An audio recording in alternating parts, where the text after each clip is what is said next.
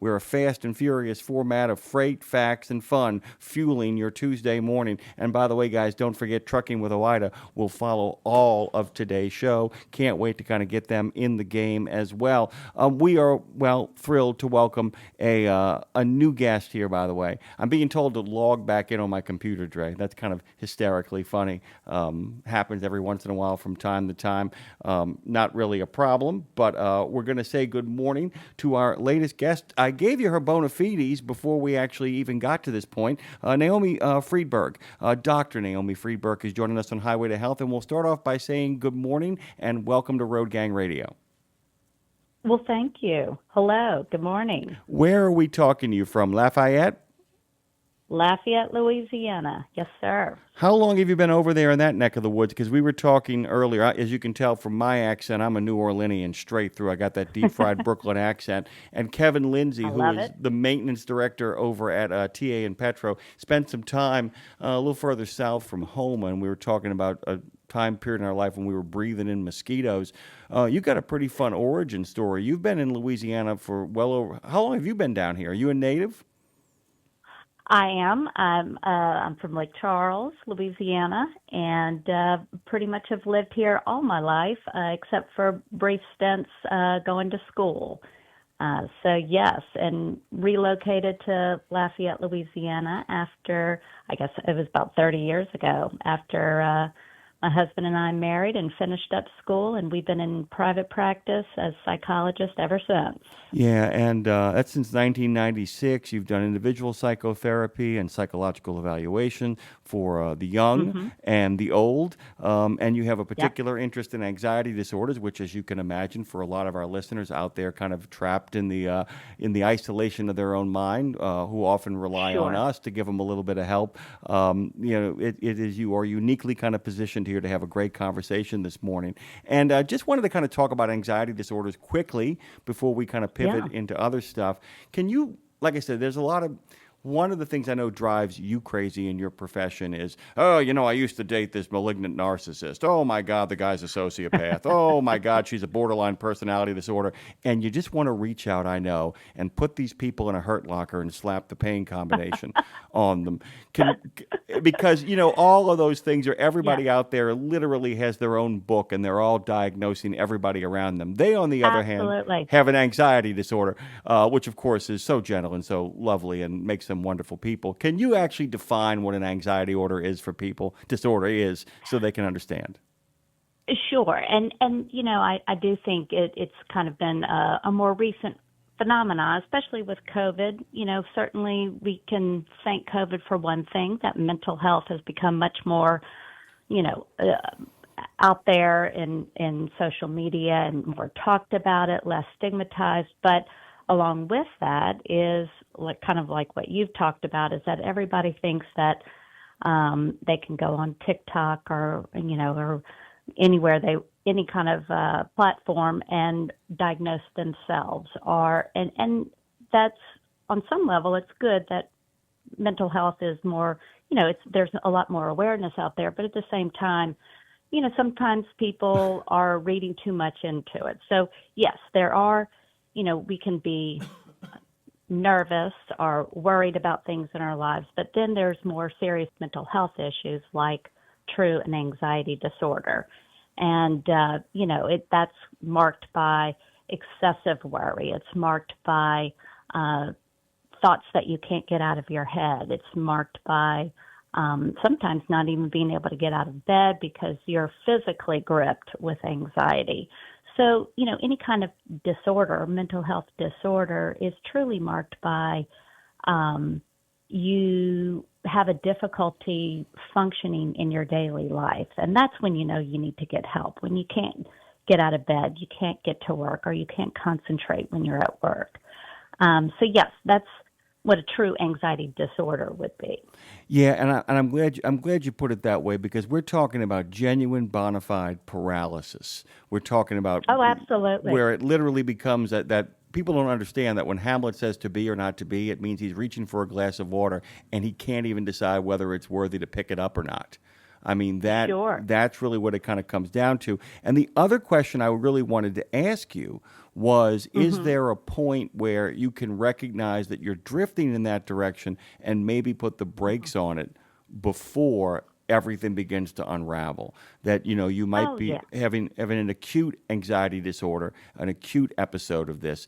And I kind of, like I said, really want to talk about that too, because people, okay, bear with me because I'm not the expert here. You are. There are moments when people can demonstrate all the aspects of an anxiety disorder, but it really is brought on by stress, a particular moment in their Hmm. life and time, whereas there are other people who may need to explore long-term therapy solutions and medication because it is a situation that needs to be managed. Can you kind of distinguish between those two things?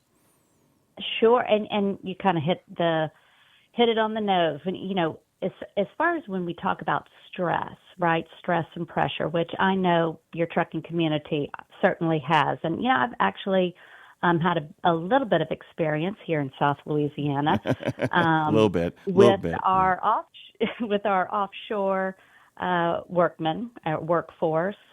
And they too have some of the challenges that your long haul trucking community has, whether it be isolation, long stints away from home, kind of boredom, monotony of their job, having the stress and pressure of knowing things that are happening back at home that they can't, be a part of or be there to help manage. So I kind of understand some of that, and that is the stress and pressure of your community. And so, stress is that's what our daily lives are, right? We have certain stressors. Stressors aren't necessarily a negative, horrible thing. Our bodies, our brains were made to manage stress as human beings, right?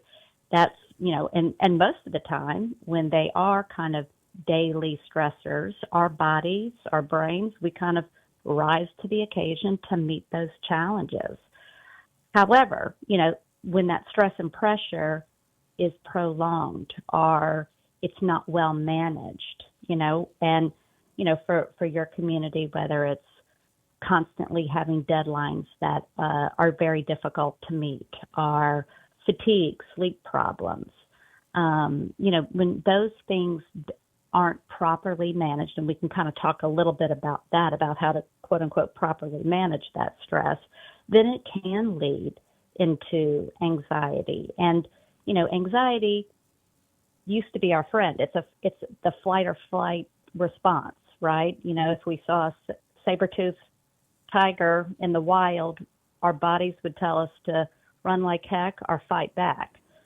But now, these days, we have very modern pressures and anxieties. And so sometimes when those go overboard or stay prolonged, our bodies react to those stressors or pressures.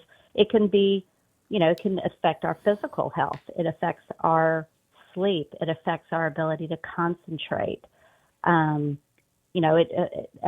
do our work, or to even interact with people that we love, right?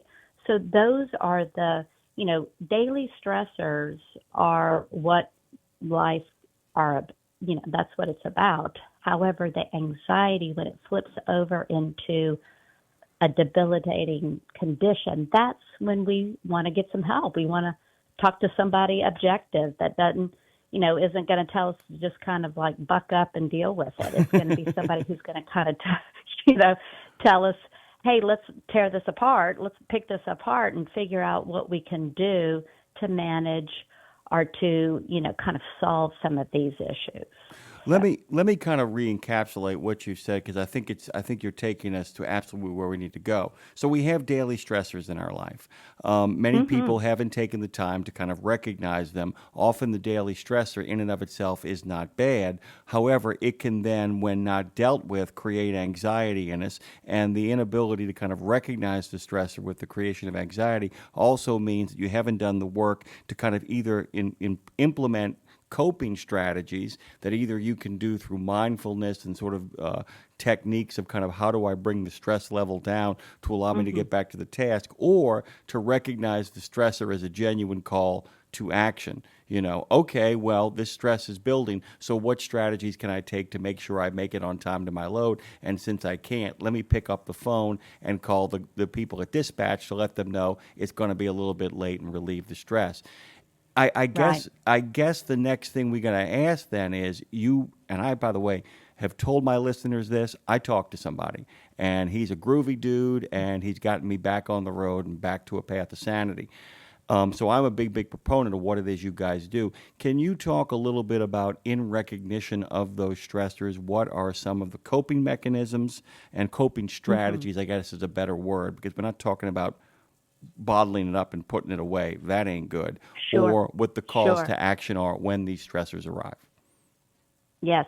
Well, and congratulations to you for, communicating to your listeners, to the world, that yes, you get help too. Absolutely. And that's part of it, is, releasing the stigma around it, communicating your feelings, being able to, communicate to other people, I need help. That is a huge part of it, because so many people don't reach out because they think they should have, been able to manage this on their own, or they shouldn't have these feelings, or it's weak, right? So good. I'm glad that, we're kind of opening up and talking about it. And people these days do, much more now than ever before. I mean, we have all kinds of celebrities, our NFL football players coming out, speaking out about this. And that's what's really important, is that we make it a lot less stigmatized to come out and just say we need help. So, the first thing is communication, right? Letting your loved ones know, I feel this way. I mean, you can even Google feelings word list for all those people who can't identify their feelings or don't know the words to say. And, there's 100 ways to say I'm happy, but there's also 100 ways to say I'm sad or angry or scared, if are confused, and are, so that's the first thing, is knowing the words to communicate that. And like I said, you can just Google feelings word list, right? And sometimes that's helpful in and of itself. That's a coping mechanism, to be able to have this almost physical feeling and being able to look down at a list and going, oh, okay, that's what I feel, right? That can kind of help relieve, to be able to say it out loud. Another thing, which is very important, and we kind of maybe have touched on it earlier on, is taking care of yourself in terms of sleep. Knowing, recognizing that perhaps your sleep habits aren't healthy, and to, have some sleep hygiene, as psychologists call it, having a bedtime routine, a more consistent schedule as you can. I know that's not always possible. Avoiding, doing anything stimulating before bedtime, optimizing your sleep environment. I know that might, sometimes be difficult too, but really understanding sleep hygiene. And again, you can Google that, and all kinds of great tips. Sleep has come out, is one of the most researched things, and it's one of the biggest stress relievers we have. And when we don't have consistent sleep, that can be very detrimental and kind of push us over the edge into some anxiety or depression. Another thing is, you know, it's interesting. I don't want anybody meditating out there while they're driving, but you can do some breath work exercises that can be done Did you, while you're sitting down. Dr. Naomi, did And you see the article recently about the idea that there are people who say that simply there are people who have literally gotten a better balance by every time they go to a stoplight engaging in breathing exercises? There was a there you big thing. go. I did not. Very good. Thank you. Yes. John Legend actually talked about it. He's like, he just sits there and literally anytime he's in traffic and he gets to a light, he says, you know what? I'm going to use this moment to breathe better and to refocus his Yes. breathing.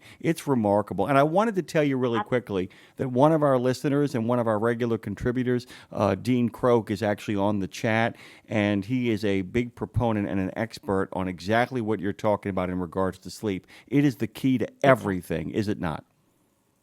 Absolutely. Yes. Yes. Very good. Yes. And so there are several things that you can do.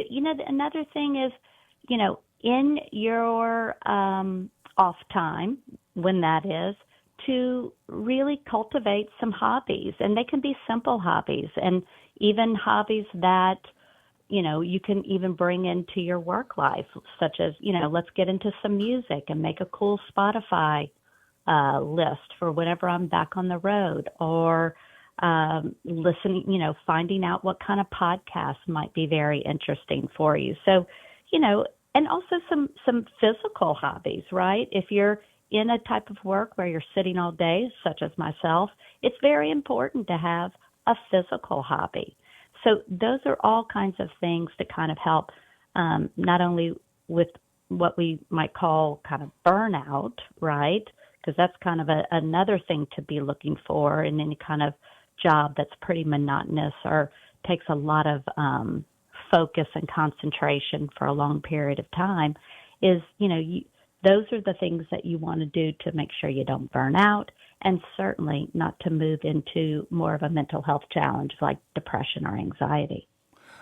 Interestingly enough, I actually talked about it this morning, and it's a very silly story, but I think it is really important to remind people. So this woman, Maria Juan Fusta, was given the Guinness Book of World Records for the most egg cups ever, well over 15,000, and they actually did it. She is in her 80s. She's been doing this collecting for over 50 years, and it is Come on. it is literally, I'm telling you, it is literally one of those cases where people need to understand that having something else that you think about, that you dream about, that fills you with your own personal sense of accomplishment, whether it's building models, whether it's collecting egg cups, all of that kind of stuff. People say it's silly. It's silly, but here she is, 80 years old, and now got herself a story in the UPI.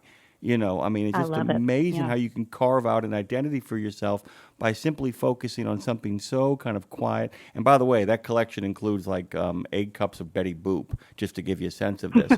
But that's really the core of what we're talking about here, is the idea that that we're not talking about making these massive big steps. We're talking about taking a Yeah. breath and thinking outside of the moment of anxiety that we're in. Correct?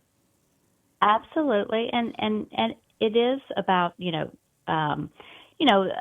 I know it can be a little frustrating for people when us mental health people might say things like, well, you just need to do some self care, and people are like, when, how much how do I have time to take care of myself whenever I have this job?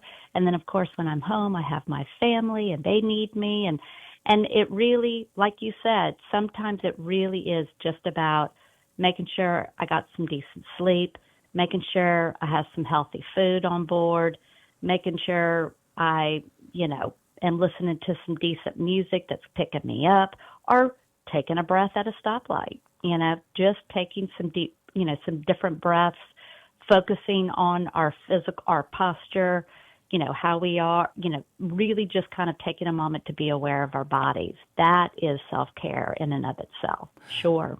The other thing I wanted to bring up, because like I said, no, I always do this on purpose because I want to catch everybody up. And by the way, doctor, we never got a chance to talk off the air. Is it Friedberg or Yeah. Friedberg? It's Friedberg. Yes, like Freebird, Oh but my with a God. G. Fly high, Friedberg. Dr. Friedberg is joining us this morning, so I want to kind of set what we've set up here. So we have these daily stressors. They often result in the creation of anxiety. If we fail to recognize them, it can actually amp up the stress level. And to amping up that stress level, we're headed towards a word you've already used that I want you to kind of define as well too, burnout. What it means to go Yeah. from a place of stress to a place of burnout, and how dangerous that can be for both your mental and physical health. For sure. So yeah, I think most people, whenever we talk about burnout, they think we know, what that's about, because I think a lot of people do at times, when they're in a certain industry for a long time.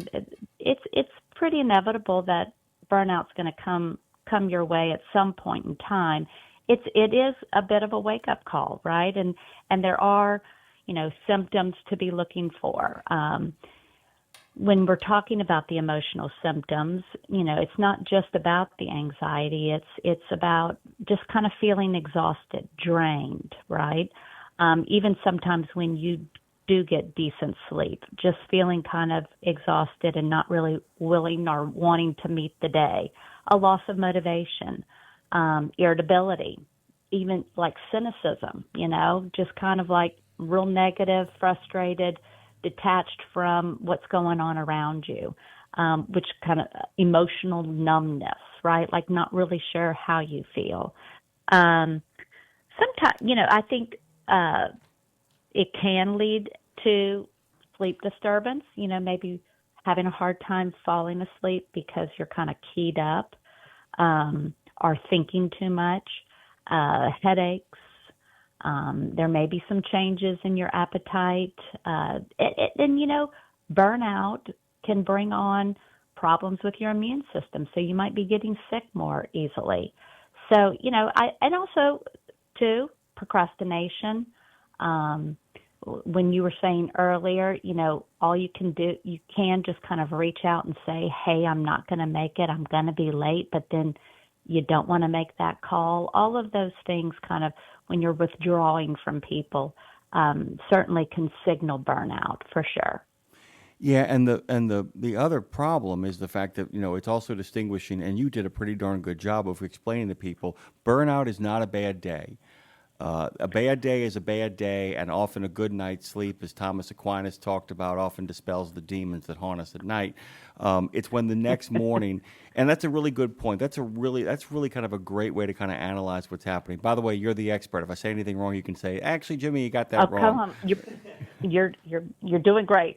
So basically, one of the telltale signs always kind of strikes me is that so you finally get home, you finally get a good night's sleep, and you wake up the next morning, and it's not that you don't want to do anything because it's your day off. It's like you don't want to do anything. You're just like, I'm done. Yeah. It's when you begin to Right. feel burnout. Actually, it's great that the word "done" and burnout work together because when you've burned something out, it's overdone. You are overdone. People say I'm done. No, you're overdone. You don't want to do any more. That's really what it comes down to, right? Yes.